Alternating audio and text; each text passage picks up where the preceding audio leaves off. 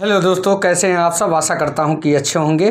दोस्तों, आज की इस वीडियो में हम लोग बात करेंगे जो 25/1/2023 का पेपर हुआ था, उसमें 10 ऐसे सीडीपी के प्रश्न थे जो अभ्यर्थियों को अभी तक संदेह के घेरे में रखा है। जी हाँ दोस्तों, आज उसी 10 प्रश्न के बारे में जानेंगे क्या है उसका आंसर, क्योंकि सभी अभ्यर्थियों को उसका कन्फ्यूजन आज तक दिमाग में चल रहा है। तो जी हाँ दोस्तों, वीडियो को पूरा देखिएगा, अंत तक देखिएगा, ताकि आपको पता चल सके कि क्या है उसका राइट आंसर। जी हाँ दोस्तों, वीडियो में आगे बढ़ेंगे इससे पहले हम आपको बता दें कि हमारे चैनल EduNK गुप्ता को आप लोग ज़रूर सब्सक्राइब करें। जी हाँ दोस्तों, यह चैनल एक ख़ास प्लानिंग के तहत बनाया गया है, जिससे कि आपकी सीटेट की तैयारी जो है अच्छे ढंग से हो सके। और वीडियो के डिस्क्रिप्शन में हमारे इस टेलीग्राम चैनल का भी लिंक मिलेगा, जिसको जाके आप वहाँ से भी उसको ज्वाइन कर सकते हैं। तो दोस्तों चलिए वीडियो में आगे बढ़ेंगे और जानेंगे क्या है जो वो 10 प्रश्न, उनके सही आंसर के बारे में। जी हाँ, आप देखें कि आपके स्क्रीन पे पहला प्रश्न घूम रहा है और ये प्रश्न का आंसर क्या होगा उसको हम लोग जानेंगे। जी हाँ, स्थूल गत्यात्मक कौशल का उदाहरण क्या है। यहाँ पे 4 ऑप्शन दिया गया है। पहला भागना, दूसरा पकड़ना, तीसरा आड़ी तिरछी रेखाएं खींचना और चौथा निचोड़ना। तो देखिए, बहुत सारे अभ्यर्थी इस प्रश्न के आंसर जो लगाए हैं वो लगाए हैं आड़ी तिरछी रेखाओं को खींचना, लेकिन ये नहीं होगा। स्थूल गत्यात्मक कौशल का मतलब होता है कि स्लोली जो चीज़ें की जाती है, बच्चा जब एक प्रकार से जब चलना शुरू करता है, कुछ करना शुरू करता है, तो उस समय वो क्या करता है, भागता है। जी हाँ, वो अपने घुटनों के बल पे रेंगना चालू करता है, इसलिए इसका सही आंसर भागना होगा। चलिए नेक्स्ट प्रश्न के बारे में जानते हैं। नेक्स्ट प्रश्न है, अधिकतर बच्चे पेन पकड़ना सीखने से पहले गिलास पकड़ना सीख लेते हैं। विकास का कौन सा सिद्धांत इस विशेष दिशा का वर्णन करता है। शीर्षगामी सिद्धांत, अधोगामी सिद्धांत, पारस्परिकता संपर्क का सिद्धांत, निचोड़ना।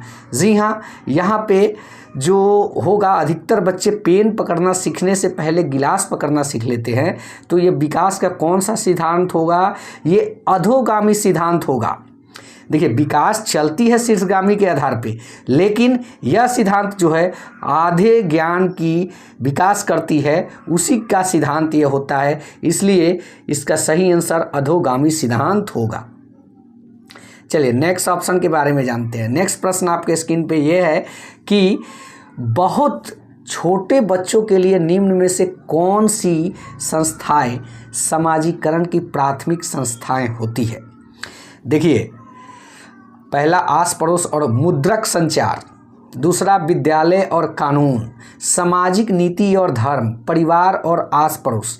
लगभग लोगों ने किया क्या है, पहला ऑप्शन देखा है और वहीं पे टिक कर दिया है। पहला ऑप्शन देखा आस पड़ोस, तो इसका मतलब प्राथमिक है, तो लोगों ने ज़्यादातर जल्दबाजी में इस काम को किया है, जानते हुए भी गलती किए हैं। लेकिन इसका जो सही आंसर होगा, देखिए, बच्चा को प्राथमिक स्तर पे तो कानून की नॉलेज नहीं होती है, तो ये गलत ही हो जाएगा। धर्म का, किसी के धर्म के बारे में कुछ जानता ही नहीं है, सामाजिक नीति क्या होती है उसके बारे में उसको कुछ वो उसको मालूम ही नहीं है, तो डेफिनेटली है कि आपका परिवार और आस पड़ोस सही आंसर होगा। जी हाँ दोस्तों, सबसे जो तीसरे प्रश्न का 4 नंबर ऑप्शन होगा वही सही होगा। लोगों ने गलतियां क्या की है, यहाँ पे पहले ऑप्शन को पूरा पढ़ा नहीं, मार दिया, 1 नंबर सही है, ऐसा ही किए हैं, इसी के चलते लोग कन्फ्यूजन में पड़े हुए हैं। जी हाँ, नेक्स्ट प्रश्न, जीन पियाजे के संज्ञानात्मक विकास के अनुसार बच्चे के किस चरण में निगमनात्मक रूप से सोच सकते हैं। देखिए, बच्चा कौन सा स्टेज में जो नियम से उदाहरण की ओर सोचना होता है, कौन से स्टेजेस में सोच सकता है, ये बताना है। जी हाँ दोस्तों, यहाँ पे संवेदी गामक, ये शैशव अवस्था के लक्षण हैं, यह होगा नहीं। मूर्त संक्रियात्मक होगा नहीं, पूर्व संक्रियात्मक होगा नहीं। तो बचा कौन सा, औपचारिक संक्रियात्मक, इसी में नियम से उदाहरण की ओर सोच सकता है बालक। चलिए नेक्स्ट प्रश्न संख्या 5 पे आते हैं। यहाँ पे देखें 5 वर्षीय रीना को 2 पारदर्शी समरूप गिलास दिखाए गए जो दोनों ही आकार में छोटे और चौड़े थे। बात को समझिएगा, यह प्रश्न थोड़ा सा घुमाया गया है। 5 वर्षीय रीना को 2 पारदर्शी समरूप गिलास दिखाए गए जो दोनों ही आकार में छोटे और चौड़े थे। दोनों में बराबर मात्रा में दूध डाला गया, जिसे दिखाने पर रीना ने बराबर होने की सहमति जताई। फिर एक गिलास के दूध को अन्य गिलास में डाला गया जो अपेक्षाकृत लंबा और संकीर्ण था। अब रीना का मानना है कि लंबे गिलास का दूध छोटे गिलास के दूध की अपेक्षा ज़्यादा है।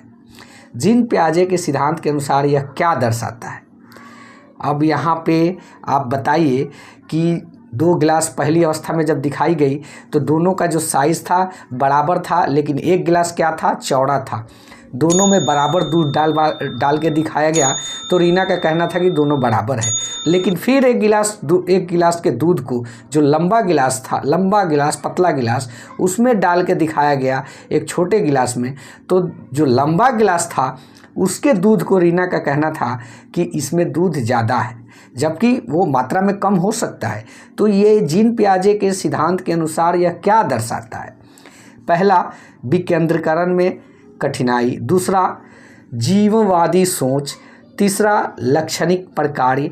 चौथा, काल्पनिक निगमनात्मक। तो क्या है इसका सही आंसर? तो काल्पनिक निगमनात्मक तो होगा नहीं, क्योंकि इसमें नियम की बात है।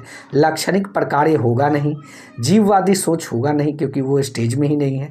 तो बचा जो आपका विकेंद्रीकरण में कठिनाई, यही उसका सही आंसर हुआ। वो समझ नहीं पा रही है, वो केंद्र नहीं कर पा रही है कि कौन से गिलास में ज़्यादा दूध है। चलिए 6ठा प्रश्न देखते हैं। प्रश्न संख्या 6। अनु का तर्क है कि केवल समाज ही तय कर सकता है कि क्या सही है, व्यक्तिगत रूप से नहीं। लॉरेंस कोहलबर्ग के नैतिक विकास के सिद्धांत के किस चरण को दर्शाता है? अनु का तर्क यही है कि केवल समाज ही तय कर सकता है कि क्या सही है, आप खुद से नहीं तय कर सकते, अनु का मानना है। लॉरेंस कोहलबर्ग के नैतिक विकास के सिद्धांत के किस चरण को दर्शाता है? अब यहाँ पे उसके चरण के बारे में पूछ रहे हैं। तो आज्ञा पालन एवं दंड अभिविन्यास। दूसरा ऑप्शन, अच्छा लड़का अच्छा लड़की अभिविन्यास। तीसरा, अधिकारिता सामाजिक क्रम व्यवस्था अभिविन्यास। चौथा, सार्वभौमिक नैतिक सिद्धांत अभिविन्यास। तो इसका जो 6ठे का राइट आंसर होगा वो आपका होगा अधिकारिता एवं सामाजिक क्रम व्यवस्था अभिविन्यास। इसका सही आंसर 6ठा प्रश्न का यही होगा। 7वें पे आते हैं। देखिए सारे प्रश्न पे ज़्यादा टाइम नहीं दिया जा सकता है, नहीं तो वीडियो लंबा हो जाएगा। लेओ वाइगोत्स्की के विचारों के अनुसार निम्न में से विद्यार्थियों के अधिगम को पार प्रदान करने का कौन सा तरीका सही है? उद्दीपन के द्वारा प्रतिक्रिया को अनुकूलित करना। उद्दीपन प्रतिक्रिया तो इनका है नहीं, ये पॉलो का सिद्धांत है, तो ये तो पहले ही नहीं होगा। चलिए दूसरा, सही जवाब देने के लिए पुरस्कार देना, ये भी नहीं होगा। बिना चर्चा का जवाब बता देना, ये तो बिल्कुल ही गलत है। तो अब बचा कौन? प्रश्न का ऑप्शन सी बचा, यानी कि ज़रूरत पड़ने पर संकेत और इशारे देना। जी हाँ, आप लोग जानते होंगे JPD zone of proximal development, समीपस्थ विकास का क्षेत्र, इसी के बारे में लेओ वाइगोत्स्की का कहना था कि बालक को सीखने के क्रम में अगर कुछ ज़रूरत पड़ती है, उसको कठिनाई महसूस होती है, तो वैसी कंडीशन में उसको थोड़ा हेल्प करके आगे बढ़ाया जा सकता है, उसी को हम पार प्रदान करना कहते हैं। चलिए 8वें प्रश्न पे आते हैं। प्रश्न संख्या 8। लेओ वाइगोत्स्की ने निम्न में से किसे बढ़ावा दिया? कंठस्थ स्मरण पर अधिक जोर दिया, ये तो बिल्कुल ही नहीं होगा, क्योंकि रटंत विद्या घटंत बुद्धि। सहयोगात्मक अधिगम, परीक्षा केंद्रित सिद्धांत, स्वतंत्र रूप से सूचना प्रसंस्करण में अक्षम। तो देखिए अभी पिछले ही प्रश्न पे हम लोगों ने देखा पार पाना यानी कि सहयोग देना, तो इसका तो सिंपल सा जवाब है कि 2 नंबर ऑप्शन इसका सही होगा। चलिए 9 नंबर प्रश्न पे आते हैं। ये रहा आपके स्क्रीन पे। एक प्रगतिशील कक्षा में अधिगमकर्ता को किस तरह से समझा जा सकता है? ज्ञान के निष्क्रिय ग्रहणकर्ता के रूप में, ज्ञान निर्माण में सक्रिय भागीदारी के रूप में, परीक्षा केंद्रित शिक्षण शास्त्र, स्वतंत्र रूप से सूचना प्रसंस्करण में असक्षम। तो इसका सही आंसर होगा, वो होगा ज्ञान निर्माण में सक्रिय भागीदारिता। प्रगतिशील कक्षा में यही होता है कि उसको व्यस्त रखिए, सक्रिय रखिए। तो इसका सही आंसर यही होगा, 9 का बी सही आंसर होगा। चलिए प्रश्न संख्या लास्ट 10 पे आते हैं। रजनी देखी गई वस्तुओं के मानसिक चित्रण एवं परिवर्तन में बहुत कुशल है। हावर्ड गार्डनर के बहुबुद्धि सिद्धांत के अनुसार यह किस प्रकार की बुद्धि को दर्शाता है? तो देखिए यहाँ पे ऑप्शन है, पहला ऑप्शन भाषाई, दूसरा संगीतीय, तीसरा स्थानिक, चौथा अंतर्वैयक्तिक। तो इसका सही आंसर होगा हावर्ड गार्डनर के सिद्धांत के अनुसार जो गार्डनर ने बातें कही हैं उसमें स्थानिक चीज़ों के बारे में बताया है। मतलब कि जो दिख रहा है स्थानिक चीज़ें, जैसे मानसिक चित्रण में परिवर्तन कैसे होता है, तो स्थानिक प्रक्रिया के चलते। तो ये उसका राइट आंसर होगा। तो 10 का 3 सही जवाब होगा। दोस्तों ये वैसे सवाल थे जो CDP में बहुत ज़्यादा डाउट क्रिएट किए थे सवाल, और अभ्यर्थियों का फ़ोन कॉल्स भी आता था कि इस पर सर कुछ बताएं। तो मैं उम्मीद करता हूं कि यह वीडियो आप लोग को अच्छा लगा होगा और आंसर भी आप लोग समझ गए होंगे कि किस प्रकार से होगा। आंसर तो आंसर की देख के भी आप लोग मालूम कर लिए होंगे, लेकिन होगा कैसे ये मैंने अपनी वीडियो में बता दिया।